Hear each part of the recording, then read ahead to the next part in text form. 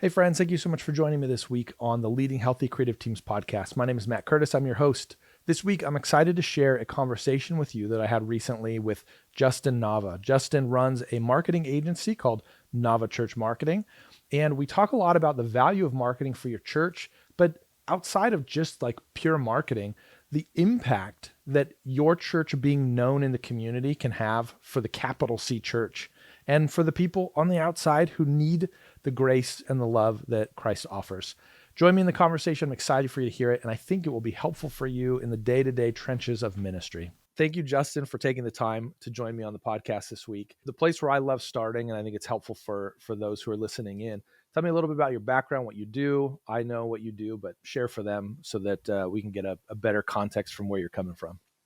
Hey, Matt. Well, I appreciate the opportunity to be here and be a part of this and share something that's going to help your folks in a way that's going to get us fired up for 2023 and absolutely make a difference and make an impact for our community. My name is Justin Nava. If you haven't heard of me, that's my fault. I take full responsibility for that. I'm glad that we're getting to meet each other now. I run Nava Church Marketing, where we help churches become better known. My personal mission is to see in my lifetime 1 million churches become the cornerstone of their community. We absolutely worldwide have over a million churches in the world, but they aren't well known. Some of them politically because they can't be well known. But in the places where we can, especially in America, everyone should know the church. I like to say, like they know Walmart. We all know where the local Walmart is. We all know when it's open, and we all know what to expect when we get there. I believe that in your community, there are certain people in your neighborhood, your neighbors, that need to know where your church is, when you're open, and what to expect when they go there. And I'm not even talking about like what to expect when they enter your building. I'm talking about what to expect when they engage with your church. What can they expect when they find you online, when they see your people, the actual church out in the community? What can they expect? And that's what I'd love to see happen to the church in America. Primarily, that's my primary focus. I can't be global. I will have a team that will run the global stuff, but for right now, we're just America focused, and that's what I really want to see. So if this is the first time seeing me or hearing me, I'm so glad that you're here. Buckle up. I'm Yeah. excited to share some of the stuff we're going to talk about today. I love it because serving in the church for a long time on staff, the energy leaves over time. You know, the Yeah. momentum begins to leave because you feel like you keep fighting all these battles and you keep not winning them, or leadership isn't interested in the new innovative thing, or the old not as innovative thing, or they come to you with a thing that was 3 things ago and says, hey, maybe this is innovative. There's an energy and a life that really kind of, I don't know, the flame gets a little bit smaller, over time. And so I love the passion that you have for reaching into the church to help the church be effective, because it's an important mission. And I mean, we're all going about it different ways. For me, it's about healthy creative teams. If your team's a mess internally, that's a problem. For you, nobody even knows. So in some senses, it doesn't matter if you have a healthy or unhealthy team, because nobody even knows who you are in the first place. Yeah. I love hearing that passion, because that is the thing that really should motivate each of us to wake up in the morning, is to move forward the mission of the gospel, to take one step toward fulfillment of the Great Commission. And then what are each of us doing? How do we each have a role in it? Whether that be an individual, was I rude to the waiter or the waitress? Like those little things, all the way up to nobody even knows my church exists. So tell me a little bit about that. Your mission is to help churches be the cornerstone of their community and to be known. What does that look like? Well, at the risk of sounding like this old traditional geezer, let me share with you what I envision it. I envision it looking like America about 50 or 60 years ago, as it is described to me now through rose-colored glasses. Now, people that are old enough will tell me, Justin, it was never really like that. But I like to imagine that it was like that, where people would tell me, my grandparents would tell me, back in the day, driveways were empty on Sunday morning. All the cars were at the local church. Stores were shut down on Sundays. You were lucky if maybe the grocery store opened at 1 or 2 o'clock. I mean, there was nowhere you could eat for breakfast. And I'm not saying that's a good thing, right? I love 24/7 convenience and retail and service culture. I love that. I'm not saying we should shut all that stuff down.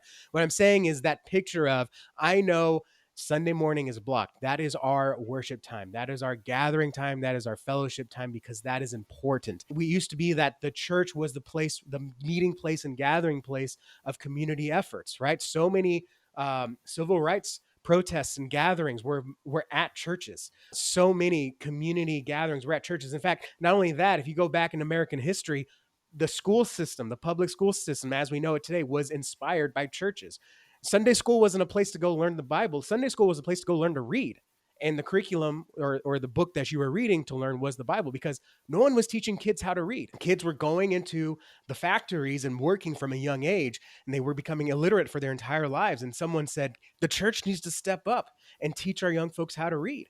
And so that's why they had Sunday school, because again, factories were closed on Sunday. Bring your kids to church with you, but we'll take them aside and we'll teach them how to read. And what parents didn't want that? The church throughout American history and even global history, the church was answering needs in the community somewhere around the 60s, 70s, because, or in spite of the Jesus Revolution, if you want to call that, we relegated ourselves. I believe a lot in personal responsibility. I'm not going to say culture relegated the church. I think we relegated ourselves. We said, you know what? We don't need to go into your everyday life now. We'll just be here on Sundays if you want it.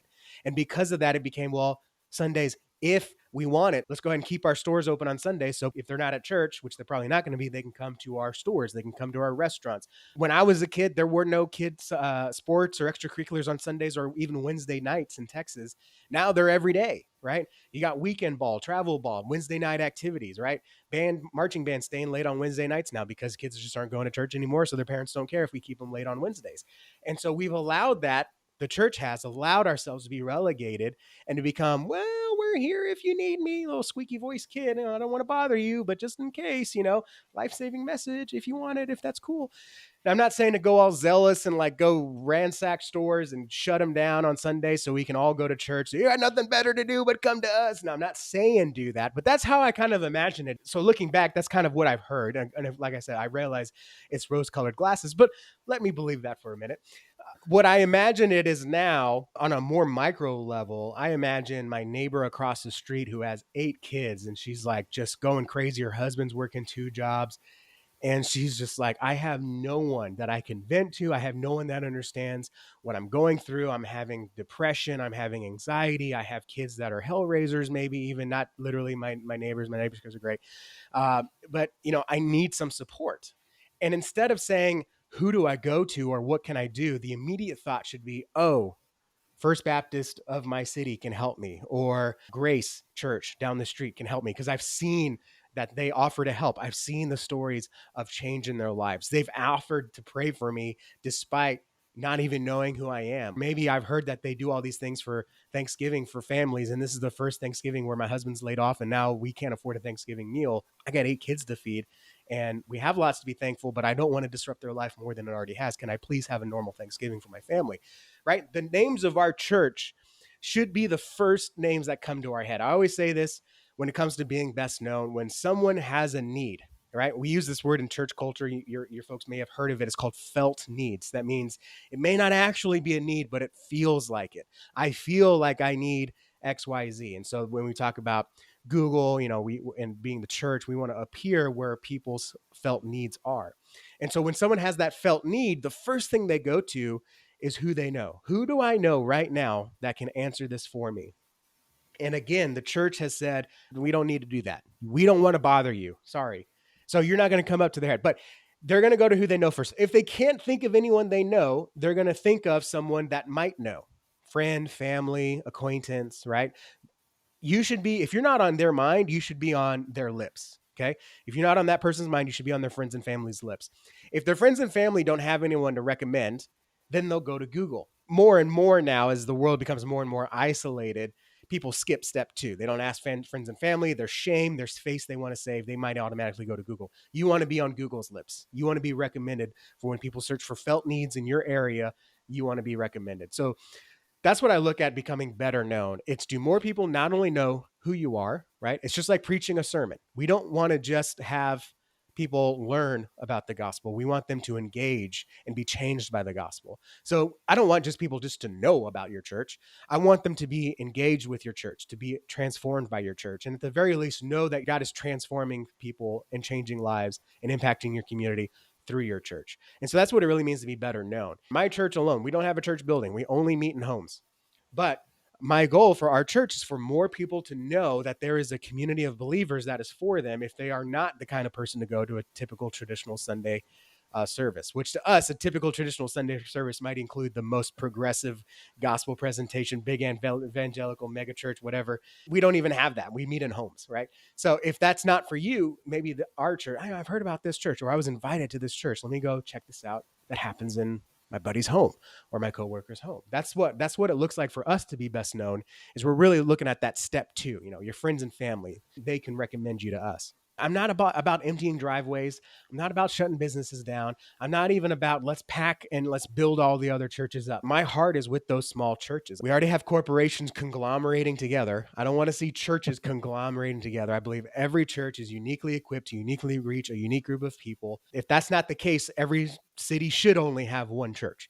There should only be one church with multiple satellite campuses. That's not what I believe. I think everybody is uniquely equipped with unique gifts, unique spiritual gifts, unique people, unique identities that can uniquely reach, right? They speak the language. We know the hurts. We know what you need. We are equipped to serve you in that unique community. And that's the other thing, Matt, why I always say I want you to be the best known in your community. The community is not your city. Okay. We've got churches that are equipped for the blue collar community, the white collar community, the military community, the impoverished community, the sick community. My last church, before we moved away, hyper localized. We only wanted the 500 houses around our church. That was our community. If you came from across town, great. We'd love it. We wouldn't turn you away. But we were really hyper focused on those 500 houses.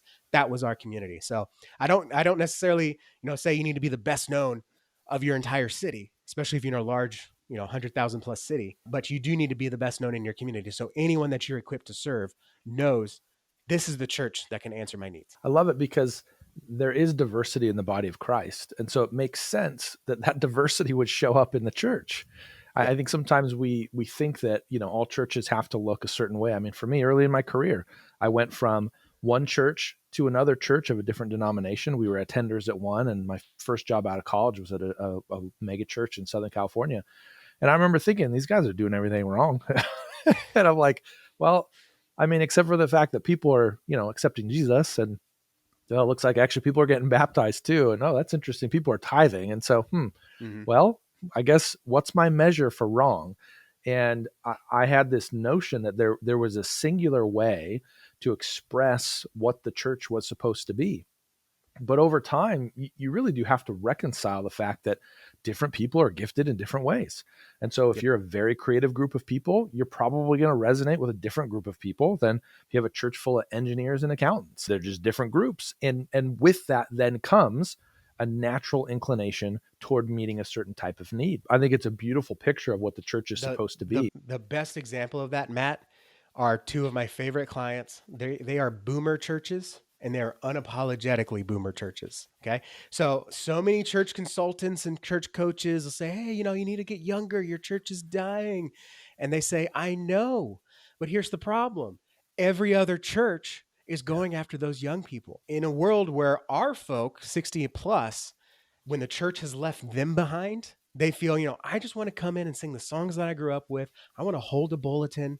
I want to have, real deep theological sermons because I'm at this point where I've heard Noah's Ark 50,000 times. I need to learn a little bit more about the historicity of it. They need more than that, hey, church service is the entry point. So we're going to keep everything really understandable and engaged.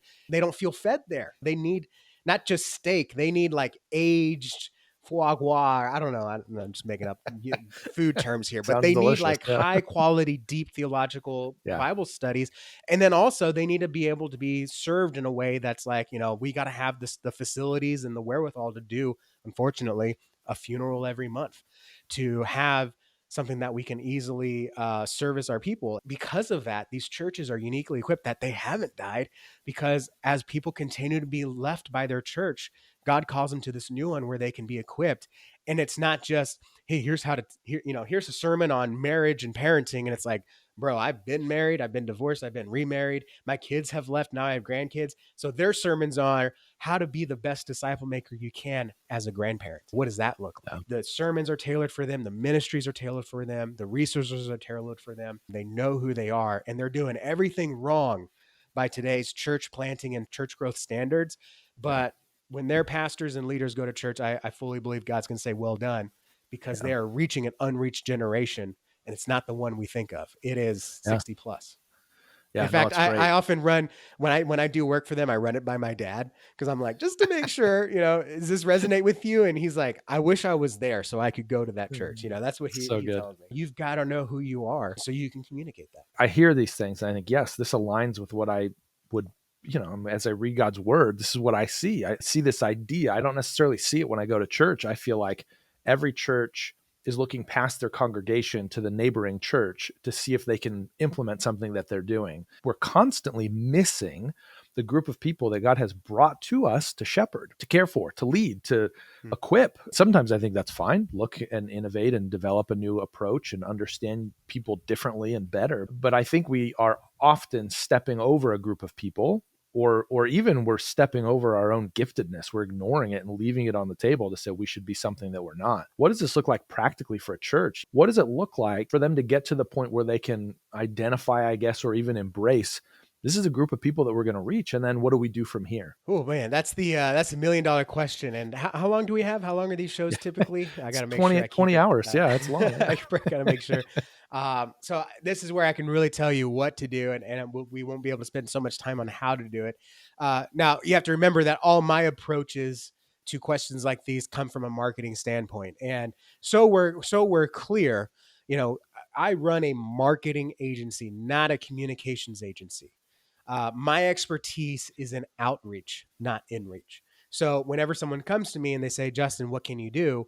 We'll do anything that faces your community, your messaging, your logo, your website, search engine optimization, review management, Google ads, Google ad grant, Facebook ads, and public relations. We will not write your bulletin, print your bulletin, design your bulletin. We will not create your pre-service slides, video announcements. We won't even make your social media posts outside of advertising because believe it or not, your social media posts, organic, are just for your end people. When someone asks me, how do we figure this stuff out? I take it from a very outreach focus.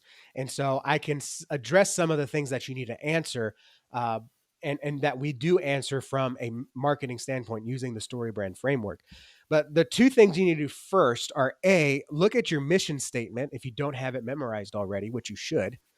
Everyone in your church leadership should have the mission of the church memorized because that is why the church exists. If you are doing anything outside of your mission statement, then it is a waste of time. It is a waste of resources, and you are not being the steward of your resources that you should. It is fantastic to feed the hungry and clothe the naked, but if you're doing that in spite of making disciples who make disciples, which is your mission statement, maybe you're not on the right path. Okay. That's a hard pill to swallow. And for anyone still listening, kudos to you for having an open mind, even if you just let what I say go in one ear and out the other. But you need to know the mission statement. Okay. So for ours at Crosswaves Church, we want to encourage others to become more like Christ by studying the Bible, serving others, and sharing our faith together, right? So anything we do comes down to those three things: studying the Bible, serving others, and sharing our faith. If anything we do outside of those three things, it is not something worth doing for our church. It may be for another church, but not our church. Okay. So you need to know your mission statement because that's going to drive everything you do. If you cannot link what you do directly to your mission statement, you need to reevaluate whether or not that's something you should do. And that includes who you are identifying as you are equipped to serve. Okay. So if you're going to make disciples, are you equipped to reach people who are not yet disciples, the lost? A lot of churches will look at their activities, and a lot of pastors I'll talk to, in fact, even after running some of our discovery work, Matt, one pastor resigned the week later because he said the DNA of the church, as we've identified it, I am not equipped to lead that church in Wow. this. The pastor of 18 some odd years, I think, said, I can't do this. I can't be the one to lead us into where we're going. And he resigned.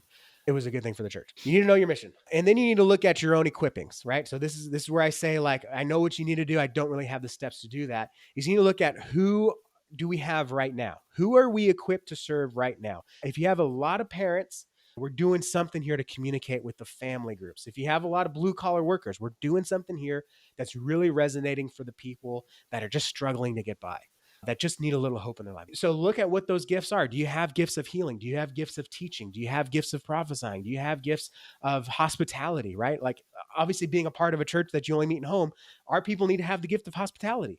Some of it's a learned gift. Okay. That's okay. Right. That was us. Yeah. You have to really look at who are we currently reaching and then dive a little bit deeper as to why we're reaching these people. Now, you have to understand that that doesn't mean you're doing a good job. It just means that in spite of what you're doing, God has brought you to these people. Imagine what would happen if you intentionally doubled down on reaching that kind of person with the right message in the right way through the right medium. So that's the next thing. And for that last part, we use the story brand framework. So those two things, I guess it's technically three. You got to know your mission and you got to internalize it. You got to know who God has equipped you to serve. That's a very heavy pastoral question. As a church leader, you cannot answer this on your own. Your pastor has to be in on this. It has Yeah. to be intentional, not, hey, pastor, while you're getting coffee, let me ask you, who are we equipped to reach? It needs to be like an actual sit down and evaluate. Get your church management system out and evaluate, who were we reaching 20 years ago? Were we reaching 10 years ago? Because the answer might be who we're reaching today is not it. You may be going through a revitalization stage and your pastor has a new vision, a new God-given vision of this is where our church is going, and he hasn't even shared it with anyone. So you don't want to do all this work and then you realize, oh, we're going through revitalization next year and everything's going to change, right? So it needs to have a pastoral involvement in that. And then number three, just again, the marketer side of me says, run the story brand framework. That's going to solidify the kind of person that you are equipped to serve. In marketing, we call it the target audience. I don't like that terminology for churches. I believe it's who you're equipped to serve. Go and then how do you reach them? How do you communicate them? How do you capture their intention? And then how do you get them to take action? I think that's a really important vocabulary shift to make from target audience to who are you equipped to serve. When you put in this element of who are you equipped to serve, like there's a group of people that I can serve, and it takes me zero effort, zero energy, zero research even, because I'm just built that way. And it comes out in various circumstances in life, but there are certain groups of people that I can work with because God has built me a certain way. He's gifted me a certain way. And when you pause, and rather than saying, who do we want to reach as a church, and just sort of decide, here's this group of people, and we're going to then bend who we are to become something that's a cheap imitation of what that what that group wants. We're simply saying to the group of people that are here, all right, so who is it that we can reach? Who is it that we can speak into the lives of? I feel Yeah. so comfortable in a digital space. There are a lot of people that do not feel comfortable in a digital space. So that's why for me, I'm realizing I'm learning through this conversation. That's why I was always so frustrated. Mm-hmm. I'm trying to operate in functionally in my native tongue. And so I'm sitting here saying we should have online ministry, and leadership says we don't like it because they're not digital natives. They don't feel comfortable in the digital space. And so to sit back and to say, as part of these, these three things that you're really addressing, don't just pick a target audience. Don't just identify a random group of people. Sit down and say, who are we? Who has God created us to be? And then what does it look like for us to reach the people that we're particularly good at reaching? What is the thing that God has built you for? And just like pause long enough to reflect. Sometimes we're so busy. Oh, we got to run the next ad. We got to do another campaign. We got to fill up some building. And I guess I just don't really know if we've ever sat around and sort of asked the question, well, why? Why do we need to fill up Mm-hmm. this building? Can we instead evaluate who is it that we're pretty good at reaching? If we don't identify what it is that we're good at, it's going to impact both our mission. How do we reach that group that we're trying to reach? But then also, how do we hire somebody intelligently for the needs that we have? This foundation that you're encouraging churches to build and the way that you're encouraging them to build it gives so much insight to every other decision at every other size range. Because Mm-hmm. I was always looking for personnel decisions. How do I hire somebody on my team that fits with where we're going? Well, I need to know the makeup of our team. I need to know our character. I need to know our skills, our pros, cons, strengths, weaknesses. Those are all decisions that go into it. When you just sit back and you say, who can we reach? I don't think I've ever heard it articulated so simply as opposed to target audience. And so I want to drive that home because I love it, but also because I think that's a huge key in unlocking this whole space to understand better what does it mean for us to be marketing effectively. The other key that you mentioned that I just want to bring up as well, there's often a tension between the creative arm of the organization and leadership because leadership has to be involved. And I think that's a big miss. I know for me, it took me a long time to learn that. I thought I was hired to basically Mm-hmm. be the rudder in some of these things. I wasn't. I learned that one. But what I was hired to do was to speak to the person who controlled the rudder to say, here are some strategies and some practices that I have found to be successful, outside of the walls of this church, to help guide us in the way that we're doing what we're doing. Because the way that you're doing your external marketing really matters a lot, because it demands that you know who you're trying to reach in the first place. What does it look like to begin a conversation with you in order to begin navigating some of these things? The first thing, if you want to talk to us, you can just go to my website, navachurchmarketing.com. I'm sure Matt is a fantastic host. We'll have that link in the description. There's a button pretty much everywhere that says start here, and you can start there to schedule a call, or you can download one of our guides to get on our list. And in that first call, we just kind of talk about your church a little bit. I have a sales background, and I left all that to start an agency, much to my bank's dismay. But I will tell you, our first conversations are not sales conversations. I really want to get an understanding of the heart of your church, the culture, your people, your community, your gifts, what you've tried, what you haven't tried. We do 5 consults a month pro bono. These are $500 an hour consults. We wipe that fee off for churches up to 5 a month. And we actually dive deeper into what you're doing right now and build a roadmap for you to reach more people, create more discipleship opportunities, and make a greater impact in your church. If you're a church communicator, like, what would it look like if on Monday morning you didn't have to come in and take the events off, cut the sermon, and upload it? For us, that saves about 30 minutes a week. What would it look like if I didn't have to go into Facebook to create a campaign and then figure out the 5 different errors that come up, and then figure out why the Google ad grant isn't spending money? Instead of doing that, what if you had someone do it for you? And all you had to do was make sure that your website was live, your Facebook was receiving messages, and your pastor was getting the text to give people callbacks. What could you do, right? All those pet projects. I'd love to set up TVs in the foyer, right? But you don't have time because you're figuring out Facebook ads, because you're trying to get press releases out there, and they get rejected because you don't know how to write a press release. And then now you got to go figure out how to do this. And all of a sudden you're buying a $300 course that doesn't have any information in it. It's just a guy talking ahead and telling you to buy his $3,000 course, right? Yeah. We've all been there. It's the same story for every church communicator. So imagine if you didn't have to do that, and all you had to do was come in the morning. You get an email every Tuesday from us that says, here's what we've done. Here's what we're going to do. At the end of every month, you get a report that says, this many people called your church. This many people asked for directions. This many people hit your website. This is your top page, your second top page. Here's your bounce rate. Here's how we can improve that. Here's what we've done this month. Here's what we want to do next month.